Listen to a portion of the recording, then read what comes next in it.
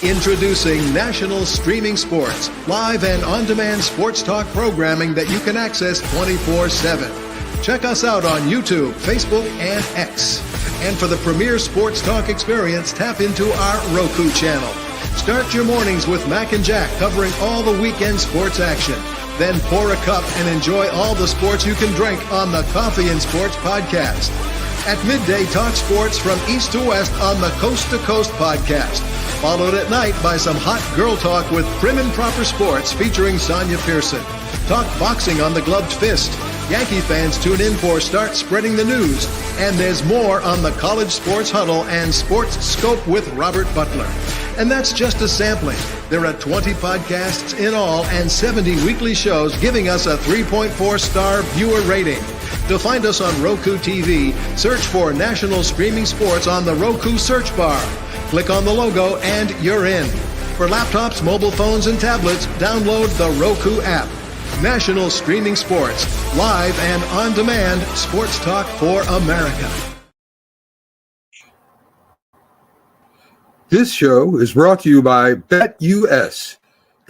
125% off your first 3 deposits, 30 years experience, secure site, wagering for all sports, including during the games and futures.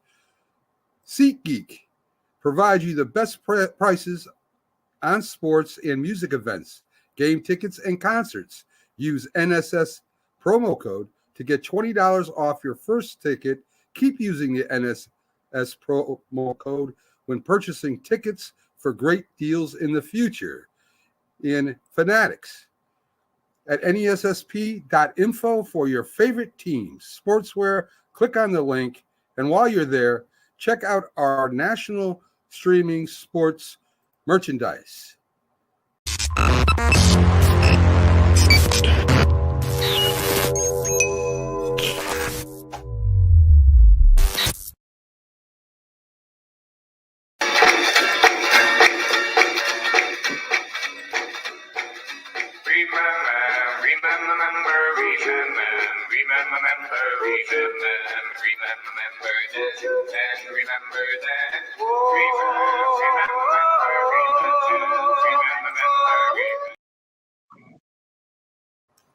Yes, sir. Remember then, it's Mac Man and J Train bringing you your sports memory show. And what do you think, James? That's our first social media commercial as we start doing our thing here and going to major markets and advertising our great sports network.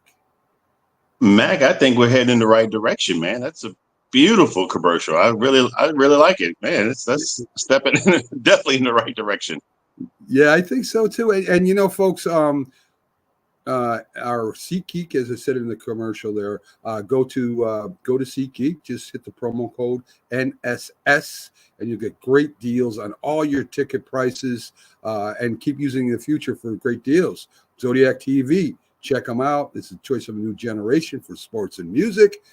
And of course, you know, check out our merchandise while you're there, right? I'm just self-promoting the hell out of us right now, James. But anyway, let's get to our sports memory topics.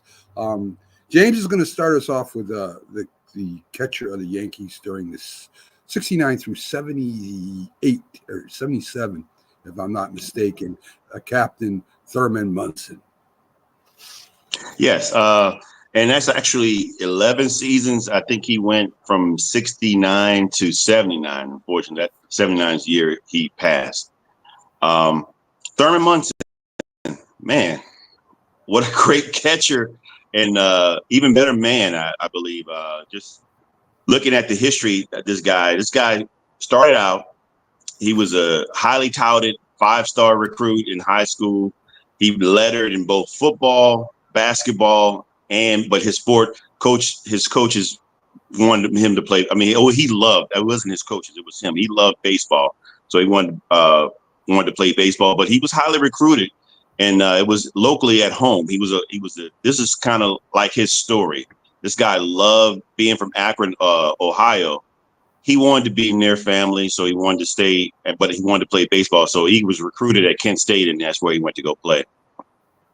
He got drafted, and he went to the minor leagues and played by the Yankees. He played for the Yankees. That was his whole career. He played from the beginning to the end to the Yankees. Got called up, I believe, in 69, I think, or 70. I'm not sure.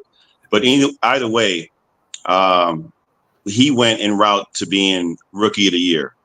And probably, again, one of the best catchers that the game has seen. And although the team wasn't good, he was good. The next year, he became an all-star.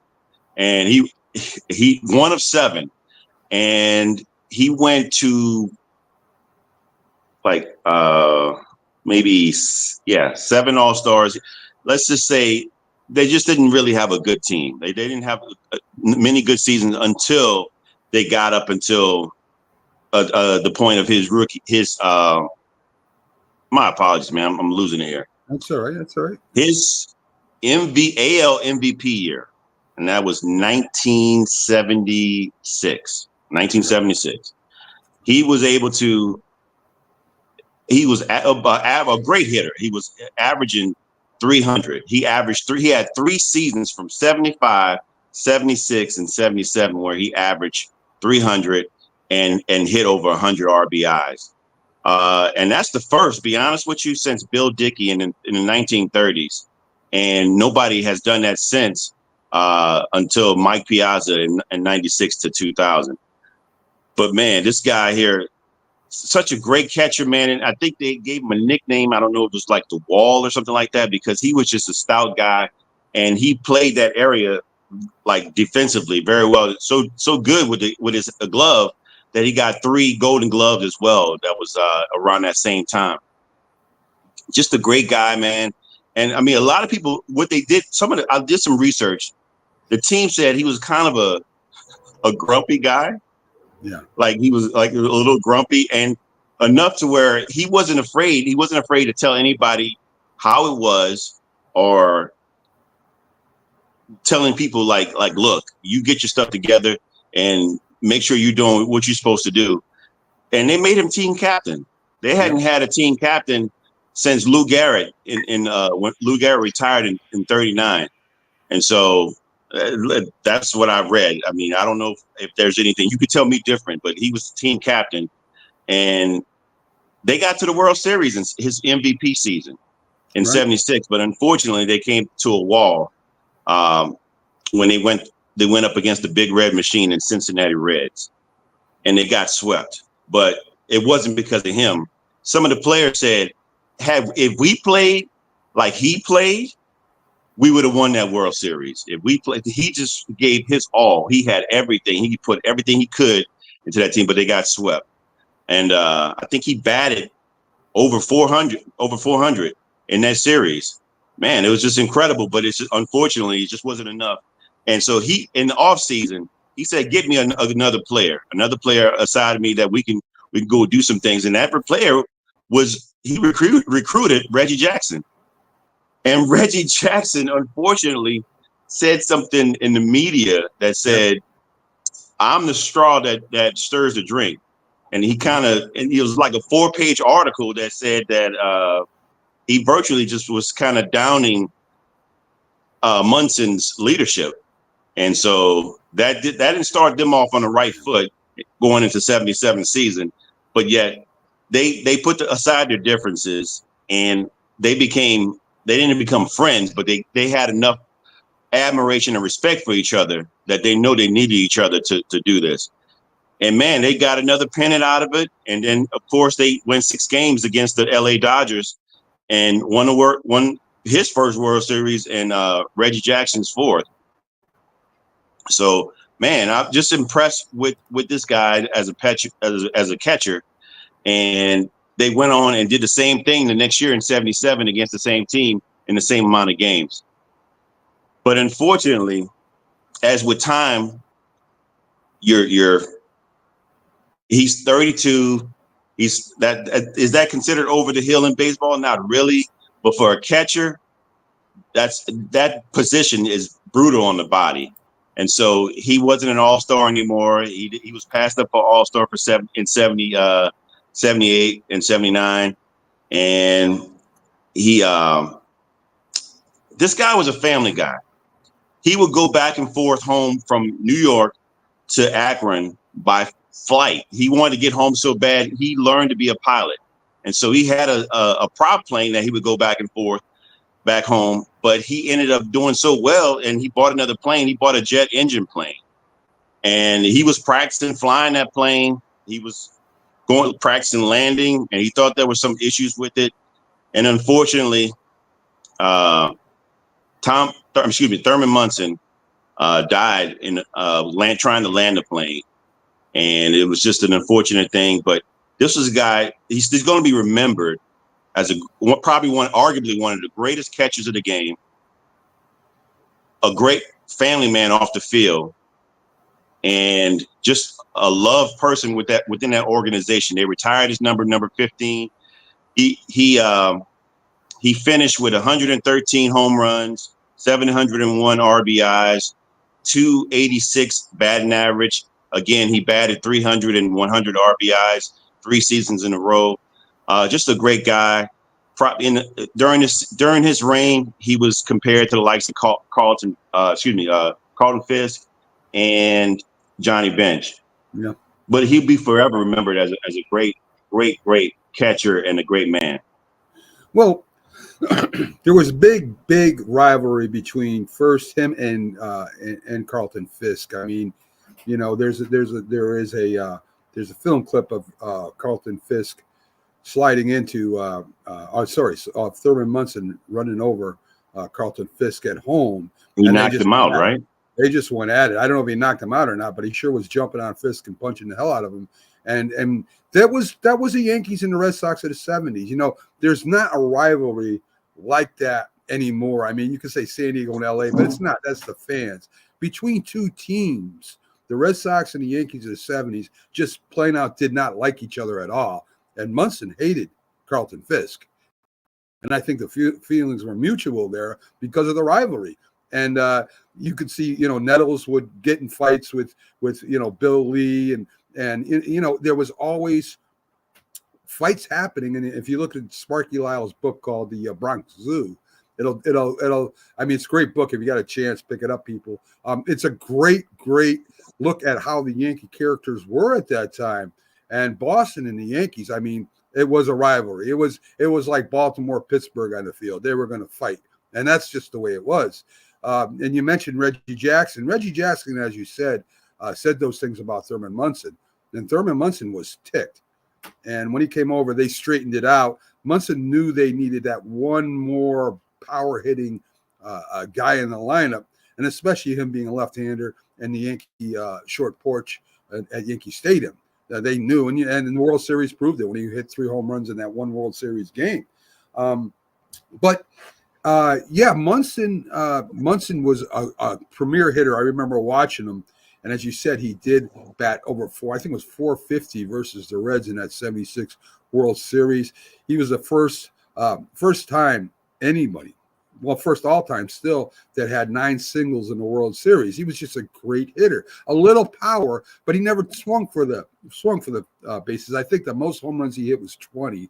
I think another year he had 18 and 15. So he wasn't really a power hitter, but he was a base hitter, a doubles hitter, and that's how he made his living as an offensive player. Good defensively, a lot better than people think. He like you said, 3 times he had the Golden Glove. And Munson was that rough guy. I mean, he was that guy that if you weren't going to play the way you're supposed to play, you might as well pack your bags and leave, because he didn't want to hear it. He didn't want to hear anybody. Right. So the only guy that was really loud was Reggie Jackson on that team. I mean, Craig Nettles was kind of the comedian of the Yankees in the 70s. Sparky Lyle was also a comedian. And then you had Chambliss, Randolph, and Roy White, who were just gentlemen. They didn't get involved. They didn't fight. They're not going to fight. And, of course, Chambliss, White, and Randolph contributed greatly. But Munson was a backbone.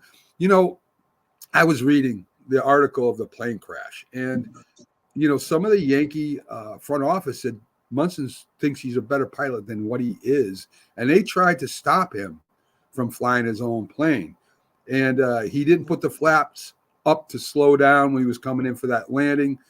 He clips a tree, hits a stump, and the plane bursts into flames. There were two other guys in there that got out. They were burned, but they got out. And they tried to go back to save Thurman Munson, and they couldn't get him out. And then, they had to get away because the plane burst into flames. And, of course, Munson passed away. So the unfortunate part about that, go ahead. The unfortunate part about that is that it read that he had a cervical injury from that plane, and he couldn't move. He was immobilized. He was paralyzed. So had he survived, he likely would have been paralyzed. Right. So, I mean, again, is he a Hall of Famer? I mean, if you take him from, the time he came, for that short time that he was the catcher for the Yankees, and as you said, he got called up at 69, played the 70-year Rookie of the Year.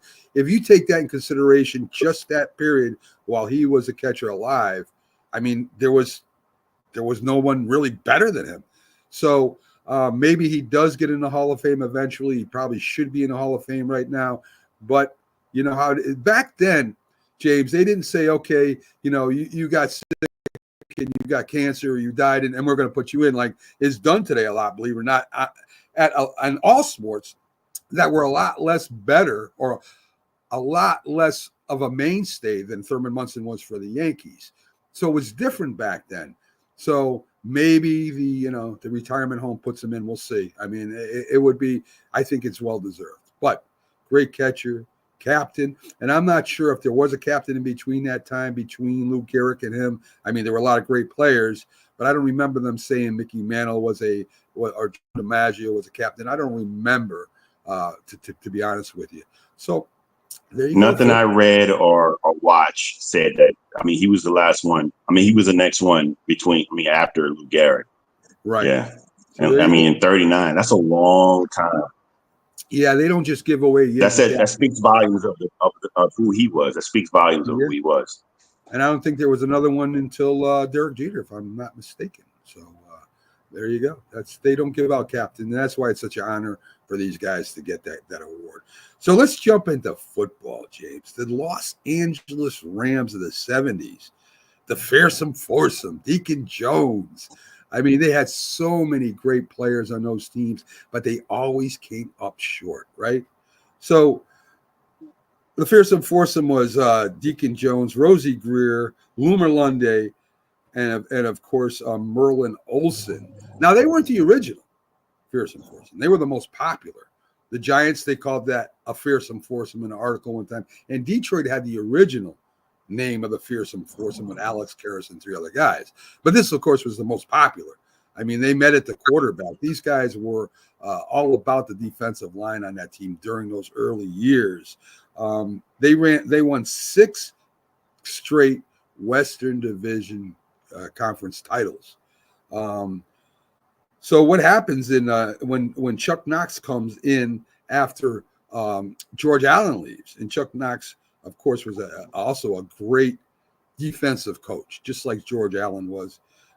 They end up picking up John Hadle from the San Diego Chargers. They go 12-2 that year. Not only that, I mean, you had him going 12-2. You have Merlin Olsen winning Defensive Player of the Year. Roman Gabriel was traded to Philly to make room for John Hadle, and he had a great year there. Harold Jackson they pick up Jack Youngblood, they pick up Isaiah Robertson, but they lose in the first round of the playoffs to Dallas. And what you'll get the theme here is that they had to go up against Dallas and the Minnesota Vikings, which were the two best teams in the NFC during this time period. So the Rams were always playing second fiddle to these guys.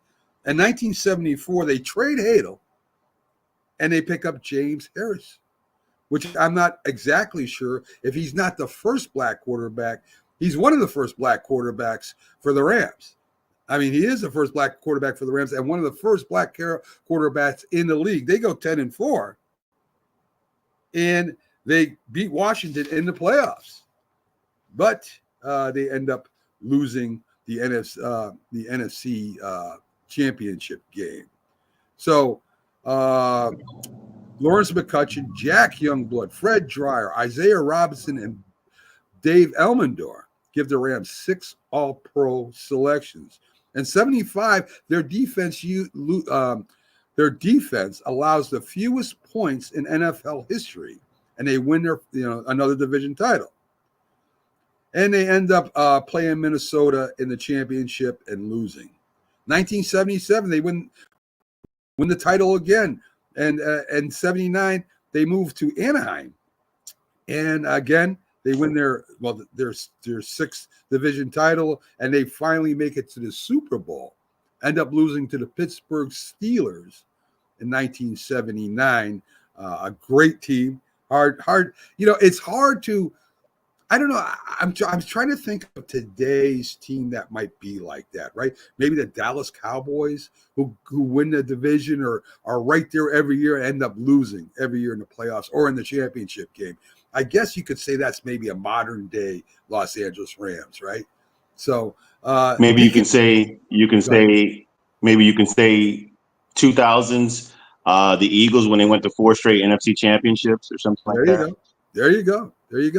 So I mean, it's they're second fiddle. They got a great team. They're just second fiddle. I mean, if you think about Lawrence McCutcheon and you have Eric Dickerson, right, and all these great players like Detroit had, and they just can't get it over the edge until 79, and then they end up meeting the steel curtain.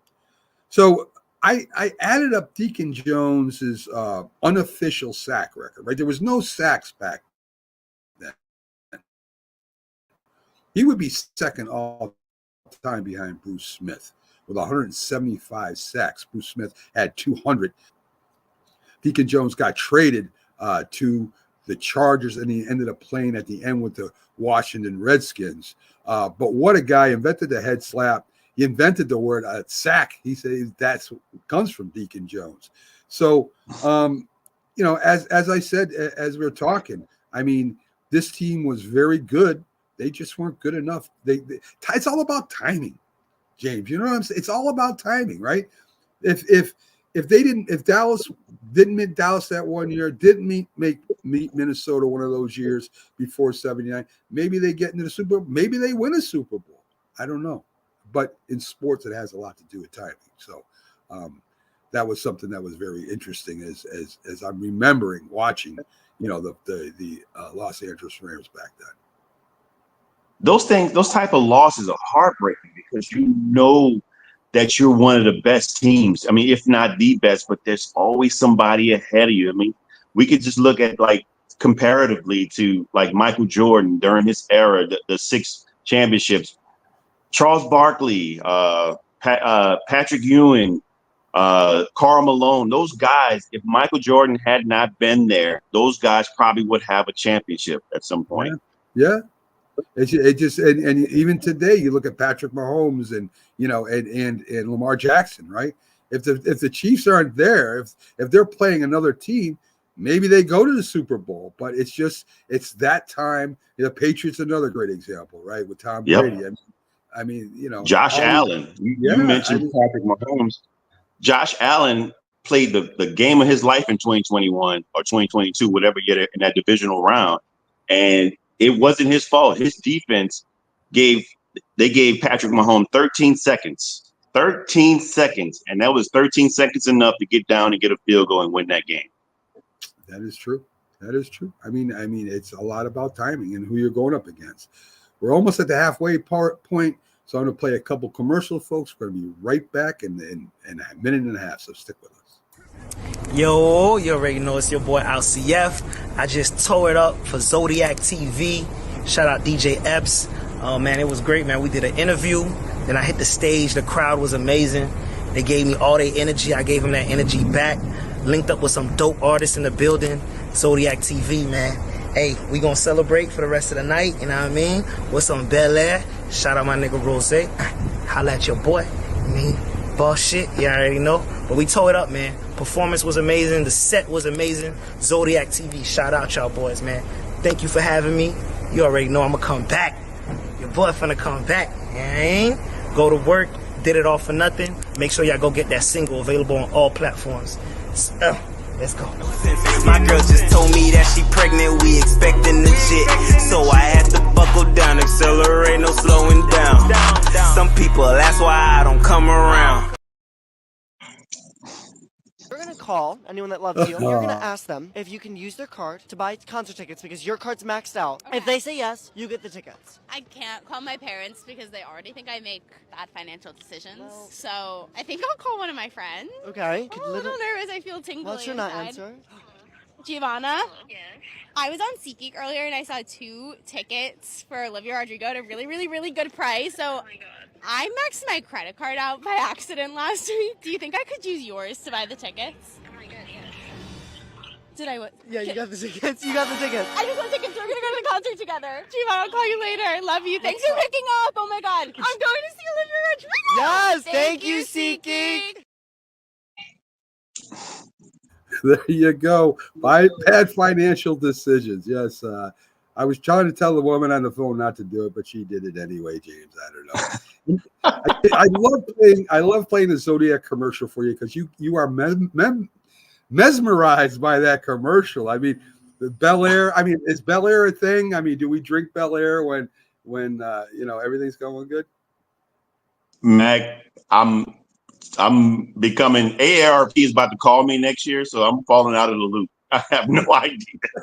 I guess Bel Air is the drink of choice when you're celebrating now. I don't know, but there you go. Zodiac and SeatGeek, 2 sponsors of our network now. So we ended up in the NFL, and we're going to push on to college for a minute. And a lot of this stuff I can do off memory because I was around when this was happening. And I've always been a Fighting Irish fan, right? I've always been a Notre Dame fan.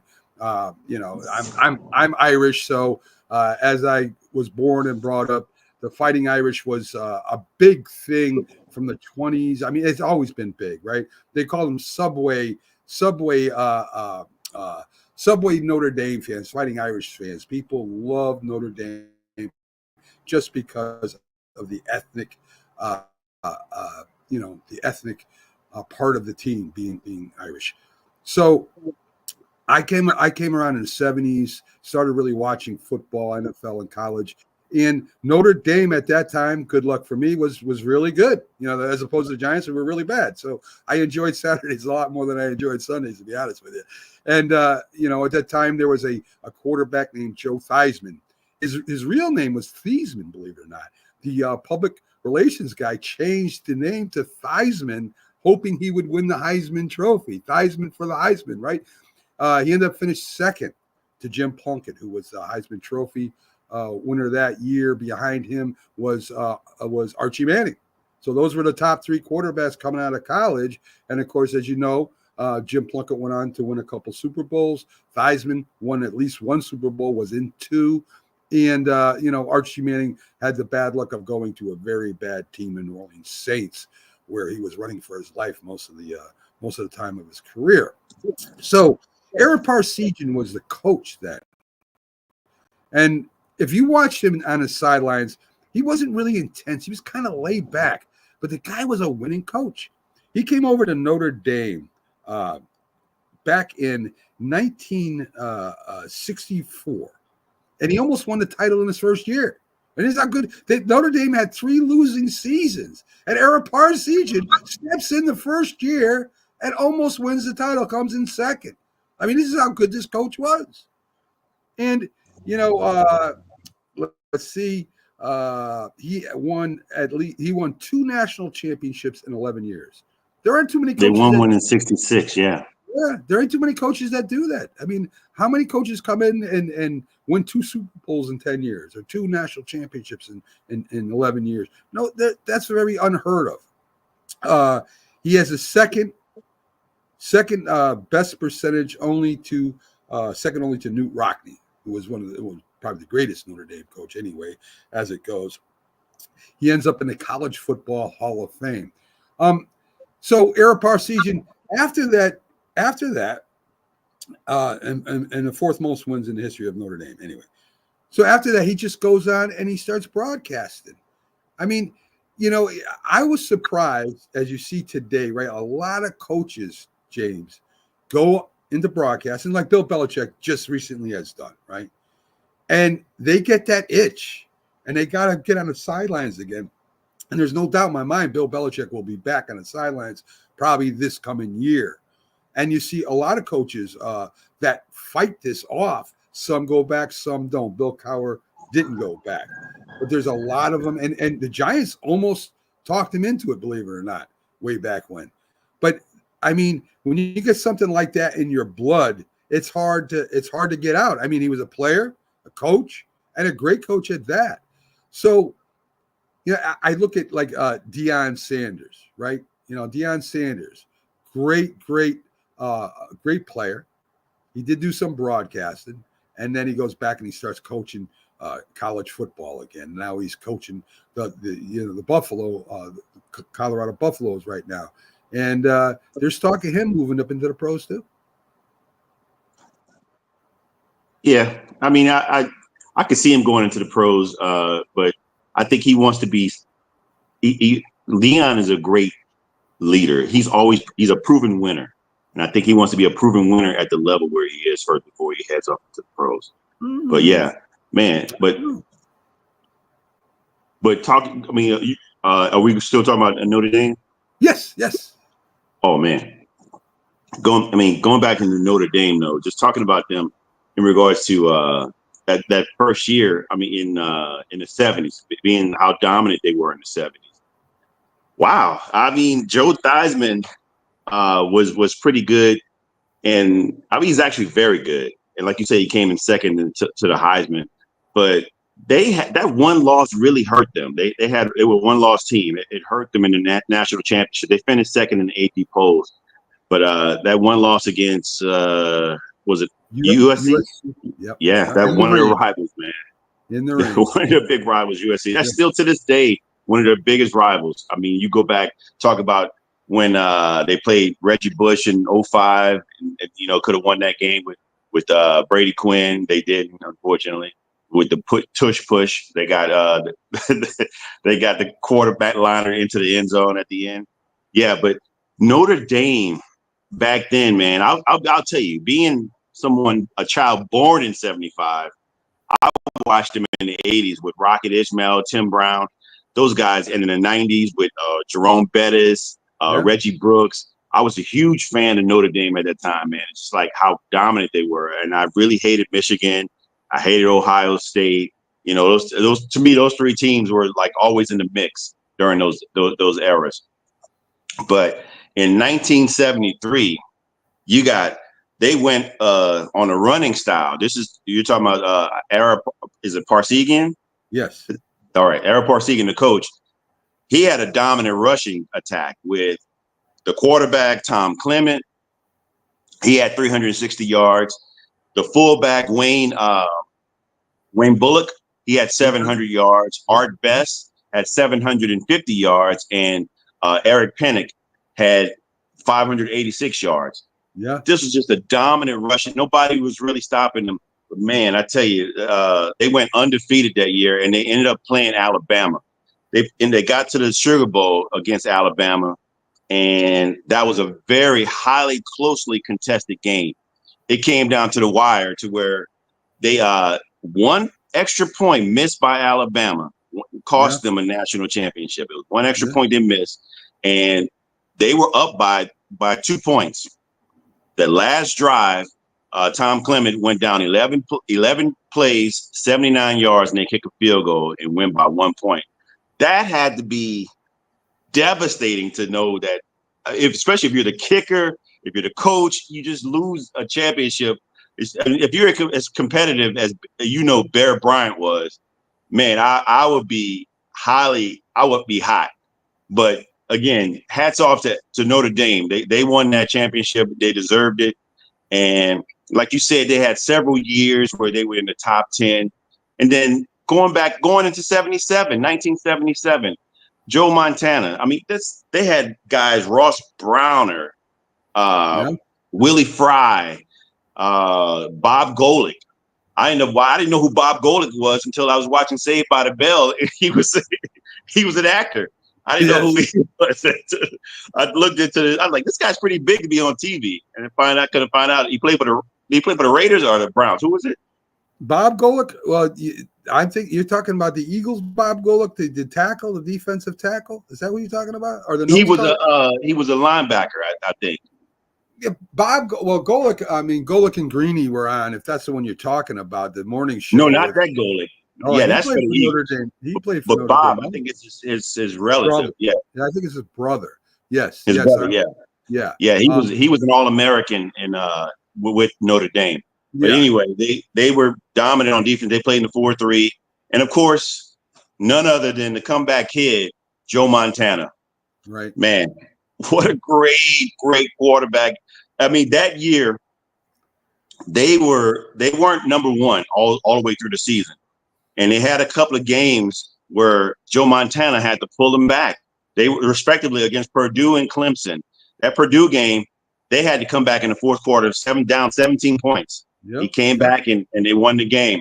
And against Clemson, they were down respectively against Clemson 10 points.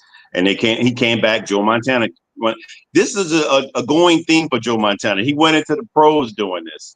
Yes. And as you know, for the 49ers, in that Super Bowl in 1988 against Cincinnati, the last drive to John Taylor, that touchdown, that's if it wasn't for that, like you said, people who get in great teams get in great teams' way. If it wasn't for that drive for the 49ers, Boomer Esiason will probably have a Super Bowl. That's very true. And you talk about Theismann during his time there, great running quarterback. They ran an option. And he would run like great. He was a punt returning when he ended up eventually coming to the Redskins. He's a great running quarterback, but could throw the ball. He had a couple games where he had over 400 yards passing, and against USC, as a matter of fact, I think he had over 400 yards passing when they lost. 536 to be exact. I think it was 38-28. I think they lost that game. Yes, they had 8 turnovers in that game. Yeah, that's what cost them. Yeah, and then compared to Joe Montana, who's not going to run it anywhere, he's not even running down to the store. He'll take a car ride. I mean, he'll take a taxi. But the way he came back, you could tell that this guy had something special. When they played Texas in the Sugar Bowl against, at that time, was Earl Campbell was their running back. When we know how great Earl Campbell was, Joe Montana led them back. And I don't think they won the national championship that year, if I'm not mistaken. I forget who did. They did. They did. All right. There you go. Yes. There 77. You go. So there you go. Yeah. So I mean, you could tell that this guy had it, right? He wasn't a big guy. He was very skinny. They called him stick man in the pros. Very skinny, but man, that guy was accurate as the day is long and would bring Notre Dame back. So 2 quarterbacks, probably 2 of the best quarterbacks that came out of Notre Dame, not going back to the 20s, because I'm not sure back then. But I mean, never have they had a quarterback since then. I don't think there's any other quarterback since Montana who has made it to become first string and be a winner, and maybe first string for a while, but there hasn't been a winner in the NFL since then, right? Brady Quinn was a bust. The guy that was there last year went to another team because he knows he can't play in the NFL. So I mean, there hasn't really been another quarterback since then. So Jimmy Clausen, Ian Book were all just not good. They weren't good NFL quarterbacks. It's hard, man. It's hard to make that jump, as a lot of young rookie quarterbacks find out. And if you're not on a good team, that makes it even worse. I mean, I think, with Bill Walsh, the head coach of the 49ers, really made it easier for Joe Montana to come in there and start playing well. And same thing with Washington. You had George Allen there, and you had Billy Kilmer and Sonny Jurgensen there, who could kind of teach Joe Theismann. And don't forget, Steve DeBerg was the starting quarterback for the 49ers when Joe Montana ended up there too. Also a very underrated quarterback who was, a first string quarterback on a lot of teams. And he was a great experienced quarterback who could teach younger quarterbacks how to play the professional game. It's 2 different games. And let's not forget, Mac, Joe Theismann had to go to Canada first. Yeah. Play for the Argonauts. Yeah. Well, he was drafted by a team he didn't want to go to. Oh, gotcha. So he did that to kind of get out of the draft. I'm trying to remember the team that drafted him. I don't know if it was Minnesota or Detroit. He was drafted, but he didn't want to go there. So he went to Canadian Football League, right? So, like Doug Flutie and a few other guys, that went there first. But anyway, yeah, I mean, Notre Dame still today is one of the biggest schools in the nation when it comes to, national popularity. And who knows what they'll do this year, James. Right? We'll see. So, James, You got Earl the Pearl Monroe. I mean, what a basketball player, a high school let's how I say a playground legend. This guy was before he even got to school. So, what do you got on the Earl the Pearl Monroe?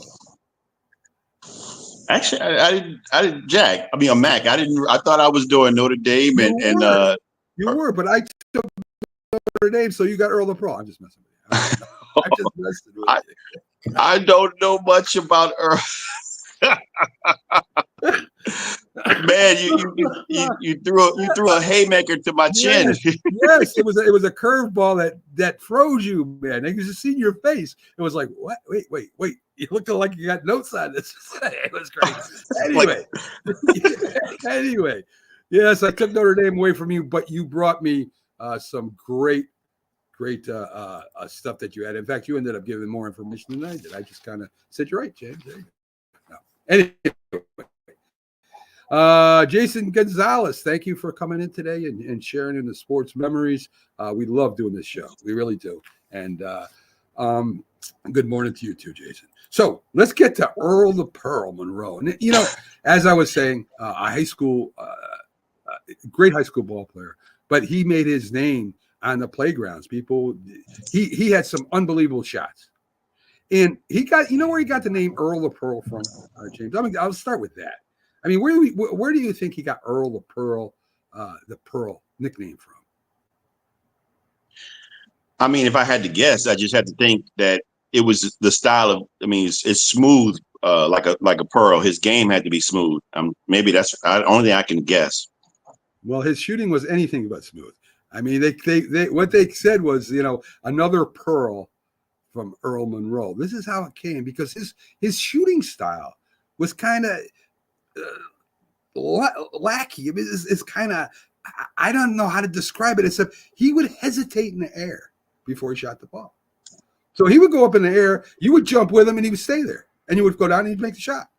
It was kind of a fluky Duke shot is what they called it, right? I mean, it was hard to cover this guy when he was shooting the ball. It didn't matter how tall you were, because you would go up like you're going to block it, and he wouldn't release the ball. And then as he's on his way down, he just pop it in. So, I mean, this is the kind of style. It's very, very hard to guard this guy. So he's drafted by the Baltimore Bullets. His rookie year, he has 24.3 points average per game. And, of course, he was the rookie of the year that year. He scored 55 points against the Lakers. So here's the powerful Los Angeles Lakers with, Wilt Chamberlain and all these great, Jerry West and all these guys. And here he is. And Wilt Chamberlain goes up for the block. He goes, "No, I'm not going to shoot it now. I'll just wait till you hit the floor, and then I'll shoot it." I mean, it was unbelievable. He averaged 25.8 points per game when they swept the Knicks in that year when they ended up losing to the Lakers. They were beaten by the Knicks the following year, 4-3. In 1971, goes to the NBA Finals, but they're swept by the Milwaukee Bucks. Then he gets traded to the Knicks. And over there at the time was a guy named Walt Frazier, right? So you had Walt Frazier and a very, what's the word I want to say for Walt Frazier? Very outgoing, wearing furs and these crazy hats. He looked like he was pimping out all the time. I mean, he was the big hats and the purple pink suits. I mean, the guy was a very much an entertainer, as you see, going on and calling games. So anyway, yeah, he was kind of like the Broadway Joe of basketball, right? All right, great analogy there. So him and Earl Monroe get together in the back. And in 1973, they after losing the year before to the Lakers, they come back and they defeat the Lakers. And Walt Frazier and Earl Monroe are part of the only few of the backcourts that were named to the best backcourt in the last 100 years. I mean, this was a dangerous backcourt they had back then. Monroe, and like I said, he retires in 1980. He's in the College Basketball Hall of Fame. His His end of season, his end of career, he had 17,454 points, 2,796 rebounds, 3,594 assists. So he was a good all-around player. But he kind of took a back seat to Walt Frazier, because Walt Frazier, not only was he a great point guard, but he was a great scorer too, right? So Earl of Pearl kind of steps back to let Walt Frazier kind of run the show, but still was pumping in the points when they needed him. Let me see. You ever hear Walt Frazier say "shake and bake"? No, I haven't. Well, when he's calling a game, he'll say, he did a shake and bake on him. He did I'm trying to think of another couple of he has like these rhymes. He's like a poet guy when he's on calling a game. You got to listen to some Nick games. What are you doing? What are you listening to over there? What are you listening to? What's in Louisiana? What basketball team's from Louisiana anyway? Say it again. What basketball team is from Louisiana? Oh, the Pelicans. Oh, see, you're watching the Pelicans. I mean, their announcers suck. You gotta listen. You gotta listen to Walt Frazier and the way he describes games. Well, in the shake. Is he the color? He's a color analyst. Oh yeah. Oh, definitely. And he's swishing and dishing and shaking and baking. And shake and bake is what they called Earl Monroe's game. So he uses a little bit of Earl's little the way he played basketball. He throws that in there. So I mean, this guy was probably, yes, you are right. Let's see, Jason, right on. One of the first athletes to sign with Puma sneakers. This is correct. So Walt Frazier was an underrated defender too. Yes. Yeah. I watched some of the finals against the Lakers, and man, he was in the back pocket of some of those players, stealing the ball and shooting it and bounding and sounding. Yeah, that was Walt Frazier. I mean, that's how he talked. I mean, everything, every other of the sentence out of his mouth, he's rhyming. He's quite the poet. But as I said, Earl Monroe, I mean, he did get. I'm trying to think I think he got traded, and he ended up like getting 20. I mean, you slowly start going down. And I don't have in front of me the teams he was traded to, but he did get traded to a couple of teams, and then it drops off to 20.9. Per game. But if you want to talk about one of the best, I don't want to say best James, but a solid player all the time. Another candidate. I mean, 17,000 points isn't a lot, compared to today's scores. I mean, you're talking about Will Chamberlain and LeBron James and Kareem. I mean, you're talking tons and tons of points. But for his time, one of the best players on the floor. And for the Knicks, and again, since that championship, the Knicks haven't made it to a championship again. I mean, you think about how long that's been. They had a good run last year. They now have their center, a good swing man in there right now, and they're starting five. Right, they kind of broke up that Nova connection they had there. To get their big 6'10" center there who can hit from the outside and also a good passer, can put the ball in the hoop, a good shooter, and can play under the. So a lot of people have the Knicks in the top four favorites of going to the championship this year. What do you think about that? I think I might be one of them because I that's a strong move. You gave away. I'm not gonna lie, Randall. You can almost say. He wasn't even a part of the mix. They were great last year without Randall. So It's almost a win-win for the Knicks. It's like we really didn't. I don't know what we're giving you. We're giving you an injury-riddled player who's good, but based on time when he's not injured. Right.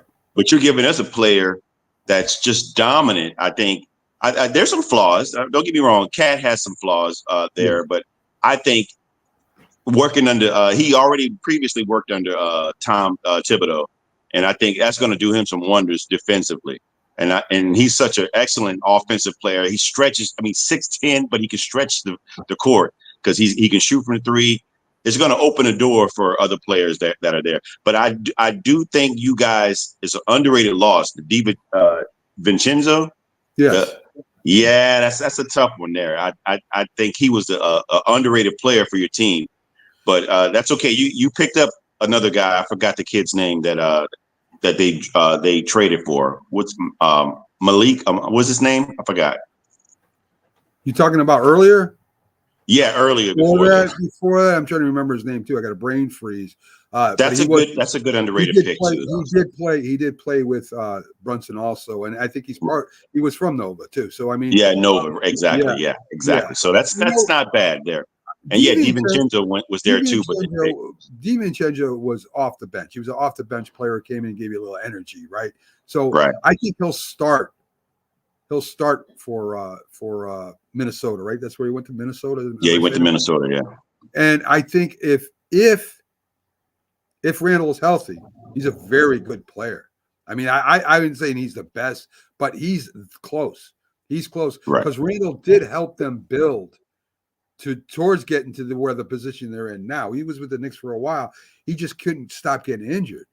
So he was a very good assist guy, good shooter, and could go under the boards, and was a rebounding machine. Right? I think he's like 24 and 10 is his stats. Very good.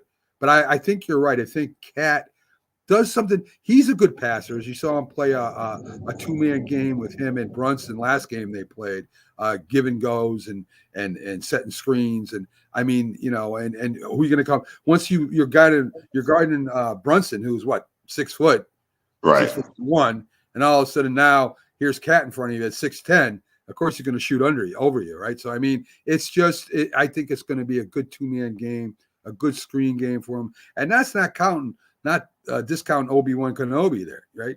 Obi-Wan Anunoby, who's going to be, you know, at forward. He's going to get his things now because as you see of the floor, it's going to open up if he's healthy, and that's the thing about Obi-Wan Anunoby too.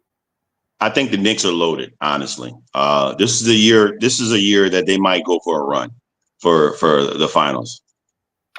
We'll see, but I really think when I saw that move, I was stunned because I think Minnesota's going to take a step back because of that. Maybe, but I think they got a draft choice too. I'm not mistaken. I think they got a draft or maybe two, maybe a first round and second round plus.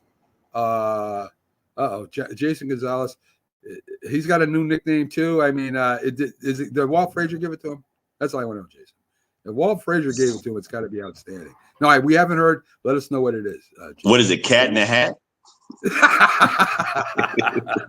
I don't know. Jason knows. I don't know. So anyway, yeah, I mean, I'm looking forward. And listen, like I said, 73, James. We got close. We almost won with Ewing that one year. He didn't have a Robin. He was Batman. He had no Robin really. Starks was streaky, and really their forwards. And I'm trying to read. I know Mason was one of them. Oakley was the other. They were ready. They were really not shooters, right? They hit 15 points or whatever, but they weren't somebody that could dominate when Ewing was off or could play off Ewing like they got here right now. All right, there you go. The big bodega. Okay, there you go. The big bodega. I don't know. Okay. And Mason and Oakley were more like enforcers. Yeah. Right. That's what they were. She had Starks and you know, even when you had the forward there that played football before, it was a point guard for him. Oh yeah, you're talking about Larry Johnson? No, not Larry Johnson. He played point guard.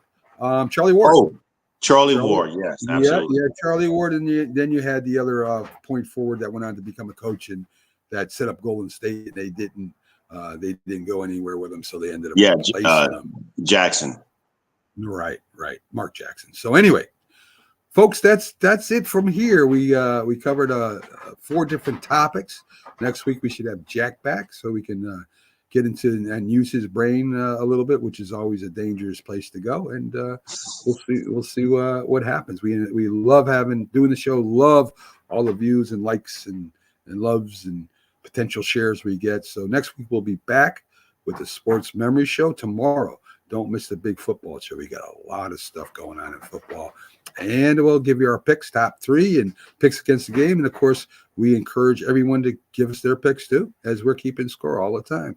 And James right now is riding the Giants, and I'm a little nervous. I'm a little nervous about him riding my Giants because I can't touch him. I can't touch him. I'm scared to bet with the Giants now. Every time I bet with them, they lose. So I'm just not betting. I'm not betting. Is it Cincinnati? Yeah, it's Cincinnati, and they're getting 3.5 or 3 points. It dropped. It dropped from 7.5 to 3.5. So the Giants they played a pretty good game against Seattle. They dominated, James. Let's be honest. They dominated Seattle. Let's be honest. We beat the hell out of Seattle. Pretty much. Yes. Cincinnati, a different animal, though, right? I mean, they got to be able to. That young Deontay Banks has got to have another big game. The Giants' defensive backfield got to play good again, tackle in the open field, keep them hemmed in a little bit, put some pressure on Burrow, and hopefully we can run the ball against that Cincinnati. The defense is not that great. It's not good at all.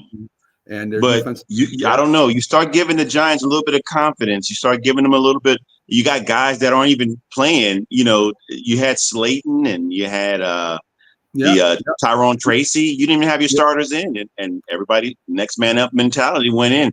That could feed into a locker room some confidence.